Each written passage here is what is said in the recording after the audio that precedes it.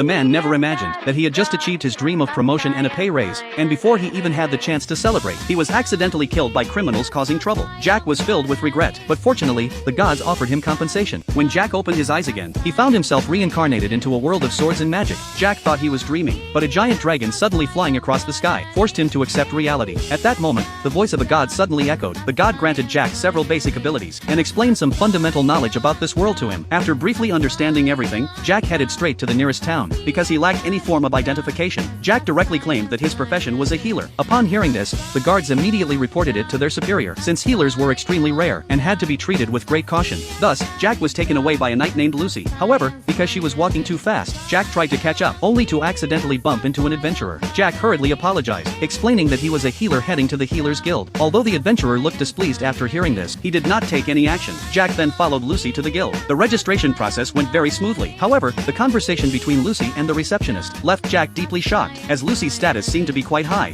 After the registration was complete, Lucy prepared to leave, but Jack explained that he had been driven out of his village and did not yet know how to use healing magic. Lucy felt a headache coming on after hearing this, but still arranged a place for Jack to study. Normally, learning magic takes at least 3 years, yet Jack mastered it in just 3 days. Once his goal was achieved, Jack planned to leave. He then went out onto the streets, intending to promote himself and increase his reputation. However, not long after, Jack ran into the 3 adventurers he had offended the day before. Jack apologized once again, but the adventurers bore no hostility toward him. Instead, they simply hated the healer profession itself, because many healers charged outrageous prices, and no one dared to regulate them. At that moment, 4 severely injured adventurers returned. They were completely helpless, as the Healers Guild was far too expensive. Seeing their predicament, Jack stepped forward without hesitation and offered to heal them. The group then moved to a quiet alley. Jack extended his hand toward the woman's wound and activated his healing magic. To his surprise, the first attempt failed. Jack reached out once more, trying to imagine in his mind the wound regenerating in reverse. At last, Jack successfully healed one person. He then went on to heal the other adventurers. He failed several times along the way, but when it came to the final person, his magic power was completely depleted. Unable to support his body, he collapsed. That person also died due to excessive blood loss. This filled Jack with overwhelming guilt. After returning to his room, Jack made up his mind to gain complete mastery over healing magic and never allow such a tragedy to happen again. The next day, he went to the Adventurers Guild. The receptionist handed Jack some documents to fill out. Thanks to his martial arts skill, he was able to successfully register as an adventurer. Jack had no intention of going out on adventures. His goal was to accept healing-related commissions, to hone his abilities while helping others. In addition, he wanted to strengthen his martial arts training. After hearing this, the receptionist asked him to wait a moment. Before long, she brought over a tall, well-built man. The man was quite curious. Jack was clearly a healer, yet he wanted combat capability. Jack explained that, because he was a healer,